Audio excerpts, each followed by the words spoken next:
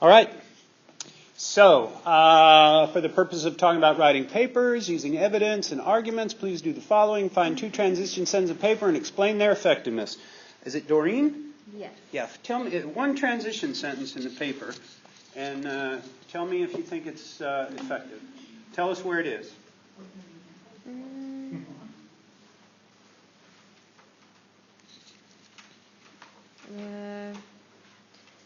I put composed of young male Native Americans. The school was an experiment by the United States government to see if it could turn native savages into civil men by educating them.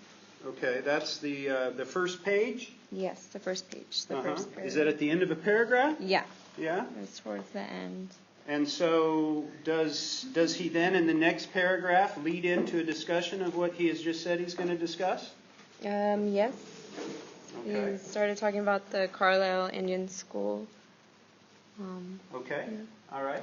Sydney, how about you? Do you have a transition sentence that you found that you thought was particularly effective? Yes, sir. I found that, in other words, football would exhibit a progressed. Where is this? This is page 2? It is page 3. Page 3 at the top? Yes, sir. Okay. Oh, I like the sir. Heavy on the sir. Sorry. Go, And then in the next paragraph, it starts off with, this did not, however, this did not mean, however, that Pratt did not have his reserves about football. So, Okay, so let me ask you this, though. That's the first sentence in a paragraph. Mm-hmm. So does the rest of the paragraph talk about what he just said in that sentence? And therefore, is it an effective topic sentence?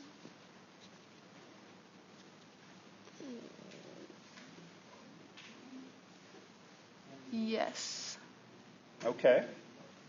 So so I want another transition sentence. Let me see. Is it? I want to say Dolores. Dolores? Yeah.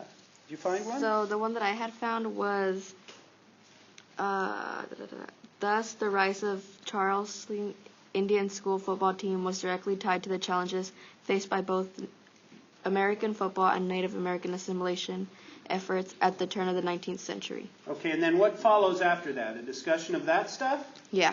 Okay. It basically starts going into the background of, how the Indian school formed and stuff like that. Okay, all right. Let me see here. Michelle, a topic sentence. In the media, reports of their games at the time, the Carlisle Indian school players were often described in warlike references and terms. And then he goes on to discuss these warlike references, right? Yep. Okay, so in that sense, what I'm hearing from the 4 of you is that you were able to find largely successful transition sentences, which should come somewhere, by the way, at the end of a paragraph or the end of a section, should tip off your reader where you're going next, and should connect what you've just said to where you're going next, right? So if you think about writing a paper, you are leading a person, some person who knows nothing about what you're writing, theoretically, you're leading a person through a series of arguments, a bunch of evidence to make one single point. So transition sentences then advise your reader where you're going, and topic sentences tell them in this paragraph, this is my evidence, right? So the transition sentences and the topic sentences are kind of where a lot of your argument goes. And in between them is your evidence. Okay, I want you to just think about the difference between evidence and argument. Argument is weaving evidence together to make a larger point. And your paper argues throughout by connecting a bunch of these, sub-arguments together. Does that make sense? I don't mean to speak down to you. I'm really not trying to. I'm just trying to clarify. Believe me, I read a lot of ineffective writing, okay? So, it's important to me that we talk a little bit about this stuff. Your paper, when you write it, will do the same thing. Should do the same thing. Should have a single point, a thesis, somewhere at the beginning of the paper.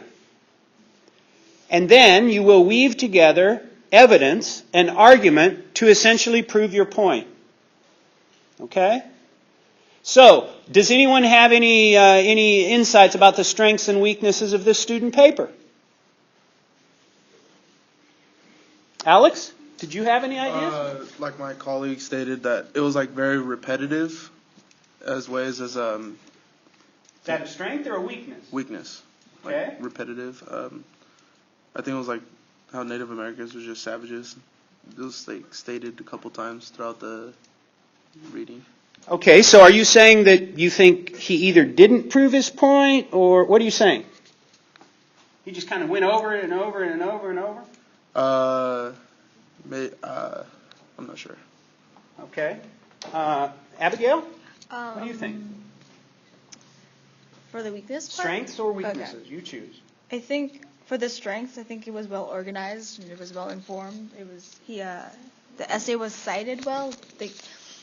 Where he got the information from, it was cited well in the article, so I thought that was nice, and I liked how it was organized, and you clearly know what is the topic and like what the argument is and what the evidences are. Mm-hmm. I thought that was a strength.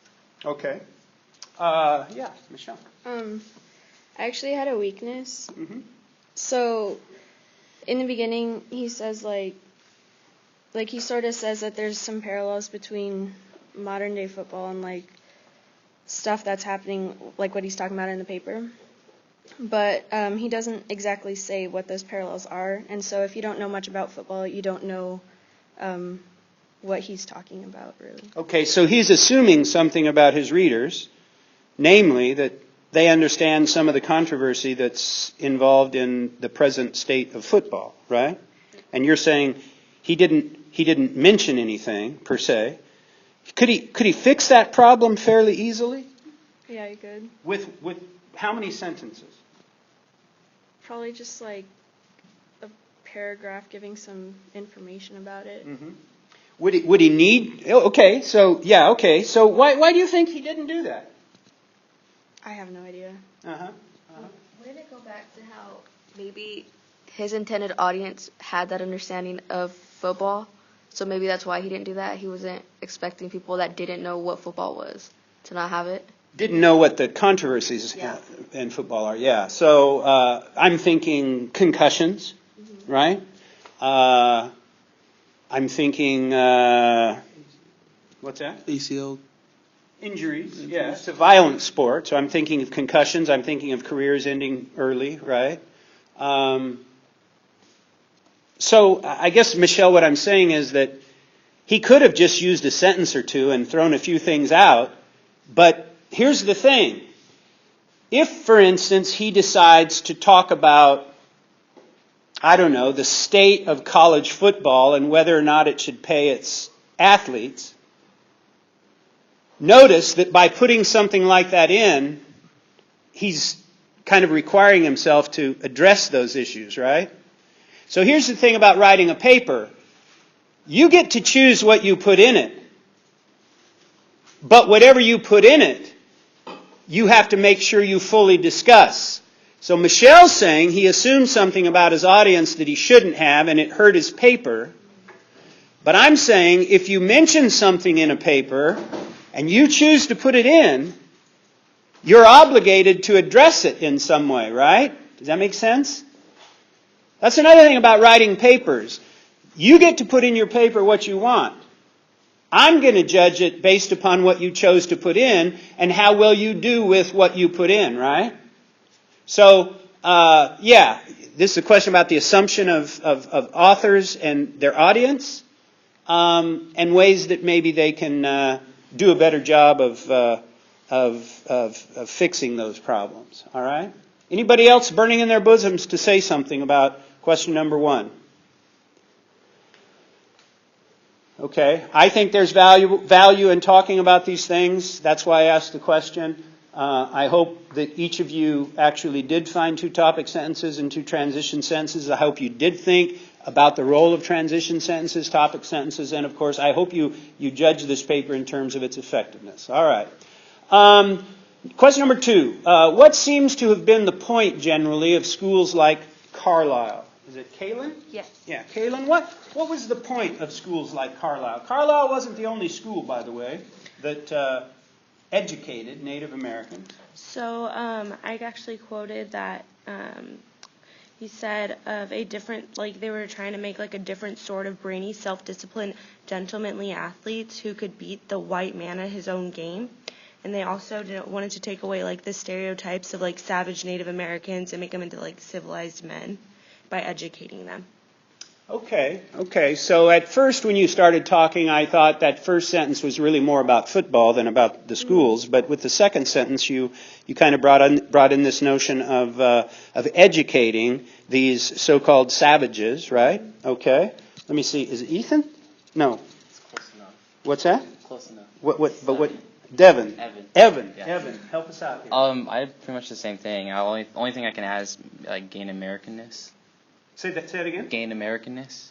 Americanness. Okay. Well, what is Americanness in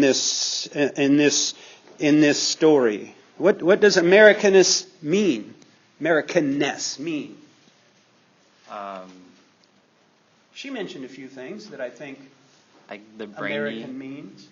having the brainy and the gentlemanly, gentlemanly athletes, or just getting education. I don't know. Okay, all right. Adriana? I don't know. I think it has to do with their culture, like assimilating to the culture. Yeah, it does. Assimilating to being more, American, right? Okay. Angelica, what do you think? Can you repeat the question again? Well, the question, which he mentioned that, they were trying to inculcate American values or Americanness. Yeah. And my question is, what is meant by Americanness? I don't disagree with his statement. But They want them to be like everyone else, like the way everybody else was. Like. Right, but what are those things? If you're like an American, what are you? I quoted brainy, self-disciplined, gentlemanly. Okay, brainy or educated, self-disciplined, which of course is a big part of the football part, right? But self-disciplined, and what was the third one? Gentlemanly, but I think that had to do with the football. So. Okay, gentlemanly. What would gentlemanliness look like? Kyle? Was it Kyle? Yeah, Kyle. Yeah. What would gentlemanliness look like? I'm not too sure on that, but I was thinking maybe they have more leadership in democracy. That's another thing. But there's this other aspect of the paper where the team elected its own captain without the coach being around. Remember that part? What are we to make of that? Why is that a positive thing? They formally usually have the senior be the leader. Say it again? The senior or the oldest person of the tribe be the leader. So instead of choosing the oldest player on the team, they chose somebody else, but in doing so, they elected their own leader who had what? Who had kind of, why'd they pick him? Because he was the best for the job. Yeah. I mean, we don't know why they picked him, but they picked him because they wanted him to be the captain, him to be the leader, right? This is American, isn't it? It's democratic. It's meritocratic, right? Which is another, Angelica, that's another kind of notion for American, right? American means democratic. American means meritocratic. American means self-discipline. American means gentlemanly. Now, I'm not, by the way, I'm saying in this context, that's what it means, right? So that there's a certain way you're supposed to behave if you are acculturated, right? Okay. So, is it fair to say that the point generally of schools like Carlisle was to turn savages into Americans?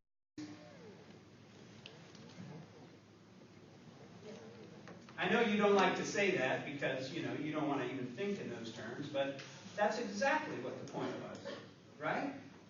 You take savages who in their natural environment will defer to the oldest.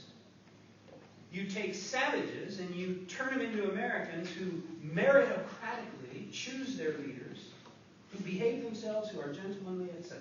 Right? It's exactly what these schools were for. Forced acculturation. Many times, by the way, these children didn't have a choice. They were just sent. I've got some pictures of young girls that were just sent. And there's a look of melancholy on their face as they sit in their polite middle-class dresses with ruffles, their long hair braided, their Indian earrings, right? And you can just see on their face that they are just sad. Okay? Trying to fit themselves into a shape that others want for them. Right? They're forced to do. Right? All right, anything else on this question? So let's talk about football. Marisol, what role did football play? So some people say that it was like violent, a violent sport, but then other people would argue that that it was like good and it like promoted teamwork and like leadership and stuff like that. So. Okay, all right. Emilio, what role did football play in these guys' lives? It was a way for them to become less savage and become more gentlemanlike in the way they played. What does gentlemanlike mean in a football context? Not being too rough and causing injuries, and being more strategic in how you play. Okay. So playing within the rules, but strategic also with smart plays that, have good blocking schemes and all that stuff, right? Yep. Exactly. That fantasy football players know all about. Right? Okay. So it's gentlemanly in that sense. All right. Basically, it's a place where they learn how to behave, play by the rules, right? Anything else? Is it Brandon? Yeah, Brandon. Something else? The role of football in these guys' lives. It just basically gave them a way where they didn't have to follow the same rules that they've followed for centuries, I guess. Their same beliefs. Like they were, like how I said, they went out there and they picked their own leader. They were just. Okay. Yeah. All right. And what about Alexis, when they didn't behave the way that they should? How were they characterized then? Well, most of them were usually they were always characterized as aggressive people who use their aggression basically, and more so as savages, just usually.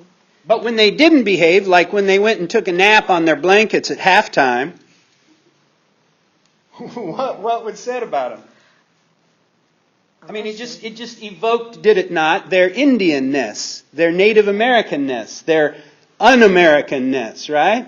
Look at them. They're going back to their culture, right? You guys won't remember this because you're too young, but years ago when the Hawaii football team used to come here, and when they were badass and they were kicking everybody's ass, they'd come and they'd do the haka dance in the middle of the field. Man, it drove people in Fresno crazy. One year somebody threw a screwdriver at them from the stands. Oh yeah, they were serious, man. Now that may be a myth, but everybody claims the screwdriver was thrown. But the point is, people looked at him and said, that's unsportsmanlike. That's too much. That's over the line, right? Yeah. All right. Jeremiah, you got anything to add to this one? Imagine you played some football, maybe? A little bit. A little bit? I think it pretty much had them follow the rules that they thought was right to be American. Okay. All right. Let me see. Is it Veronica? Victoria. Victoria. As a V. You got anything for us on this? No, I think we covered. I think we covered it all. All right. Let me see here.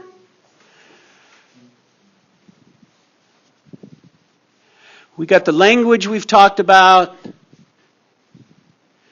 To what degree and how were Native Americans able to become respectable by playing the sport? Let me ask you about this word respectable. Derod, respectability. Did that word strike you at all? Respectability? I didn't think the Indians were able to gain respectability because even when they did what they were told and they followed the rules, they did it better than the people, the other teams that they were facing up against, and then 81-0 better. Man, and I've been on the receiving end of a few of those. They're not pleasant. And even like you said, 81-0, you would think, oh, that gains respect. Like, to just kind of tie it into number 7. When if a pro football team were to do that now, they're like, oh, they're the greatest team ever. Mm-hmm. You know, nobody will like trash talk them. Maybe some people who hate on them, but you know, they'll still be viewed as great. Versus with them, 81-0, they were like, oh, they're cheating. They tried to pull things out of their rear end, like 1.5 pound of their muscle is only like barely 1 pound of other people's muscle. Right, which, by the way, is patently untrue. You know, remember, I was struck by Roosevelt and what he had to say about these guys, because remember, from our previous reading, Roosevelt was a eugenicist, remember? He was a eugenicist. He thought breeding, selective breeding of human beings was appropriate, right? So to hear him talk like he did was really striking, because you got the President of the United States saying this stuff, right? And yet what do we know? We know a pound of Native American flesh is not any more athletic than a pound and a half of, white flesh, right? It's a ridiculous statement, and yet, like you're saying, Derod, they can't seem to if they win because they're unfairly endowed, right? Yeah. It's like they can't win. Yeah. In a sense, I don't believe that they were ever put in this situation to gain respect, just more to be controlled. Okay. More to be controlled.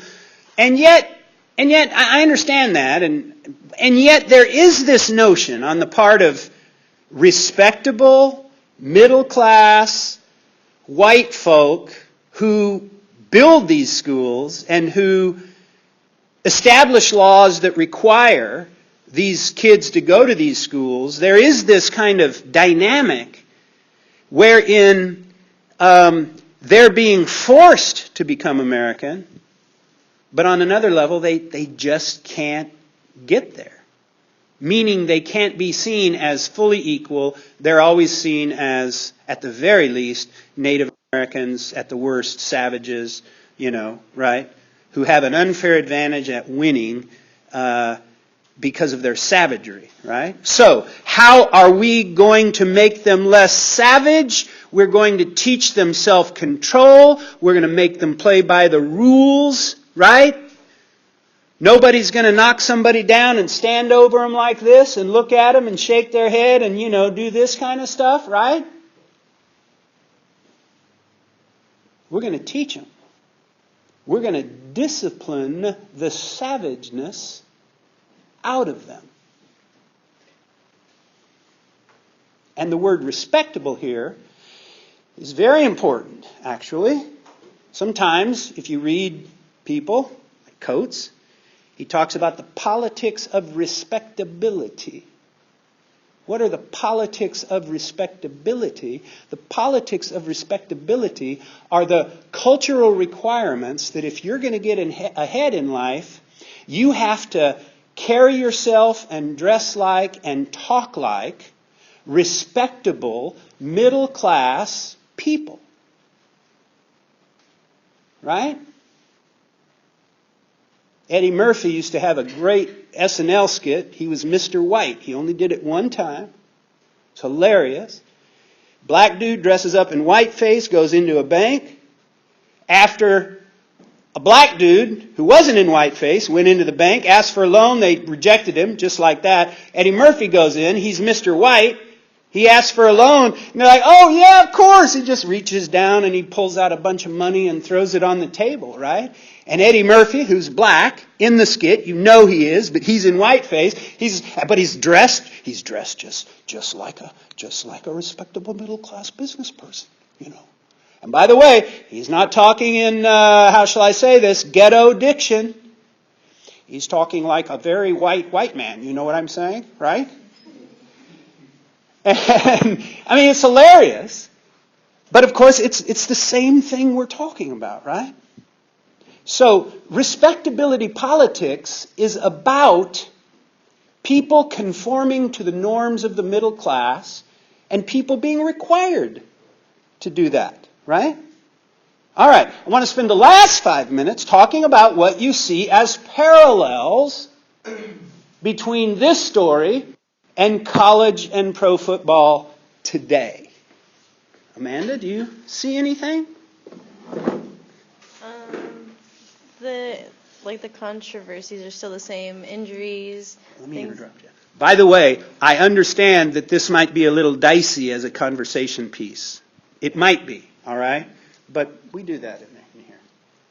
I mean, I think sports are too overhyped, and I feel like it's almost, especially amongst male sports, it's a big initiation, it's a very manly thing to do football, and this is the only way we can be disciplined, respectable men. I don't believe that. Right. I don't think, but that's still a thing that we've carried on into the 21st century. Okay. Parallels. I mean, did you want to further elaborate on that, or whatever you see? I just think, like I said, the misogyny is still in it. Okay, so this whole overemphasis on manliness and toughness and, that kind of thing, you see parallels, all right? Priscilla, Well, just how at Carlisle they were trying to make these Native Americans respectable, and for performing well they were being praised. I feel like today it's a huge parallel because football is taken over dominantly by black men, and they're praised for their athletic ability. Let me restate this. It's not been taken over. It turns out that they're actually really good at playing, right? Okay. Yeah. Not all of them, by the way, but we have 70% of NFL players are African American. It's a fact, right? And they're praised for their athletic abilities, and unless you're kind of also it doesn't really relate, but in the music industry as well, unless if you're African American and you're doing well, making money athletically or in the music industry, then you're praised. But if you're not, doing anything like that, you don't really get much attention. So I feel like it's a big parallel because, if you're involved, in these sports professionally, then, you're viewed as, I guess, respected and gentlemanly and, up there. Okay, all right. Let's talk about kneeling. Let's talk about kneeling at the national anthem.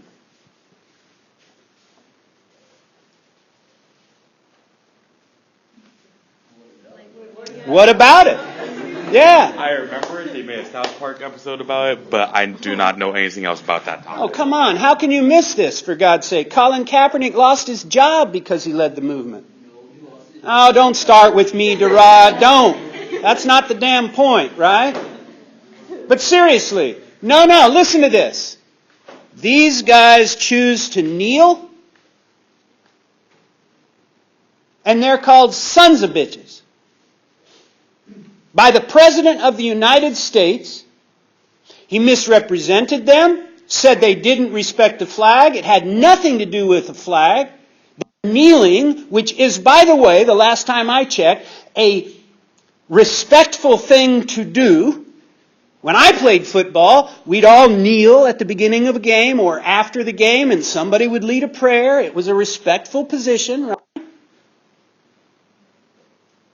But these black players kneel, and they're accused of being un-American, they're accused of not respecting the flag, and veterans, for God's sake, and they're called sons of bitches. And 35% of the country apparently goes along. Or, what about excessive celebration in the end zone?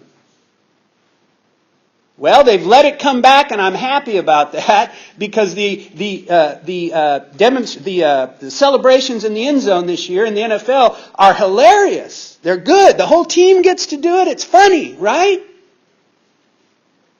But you could argue that the reason that they disallowed them for a while is because the powers that be saw such things as less than respectable, less than polite, less than, Emilio, gentlemanly. Now let me just get a little bit more problematic here and say, listen, I don't know what it means to act white. I don't know what it means to act black. But I do know that we have ways of kind of understanding what that means. But it's actually possible that a lot of the rules against excessive celebration and dress codes, what you can and can't wear in your uniform, have to do with the possible deviance of certain players behaving in ways that, well, the league doesn't want them to behave that way. So that if they do, what are they called? Thugs. One simple word, thug, has now taken this world-class athlete who deserves to be on the field because he's shown himself to be meritocratic and the best at his position, good enough to get into the NFL, and nobody gets into the NFL, nobody gets into pro baseball. But he's good enough, and just like that, he's a thug. Listen, do some research on what people say about Colin Kaepernick. And I don't want you to think that this stuff is 150 years old and it's in our past. Right? All right, we'll see you guys later.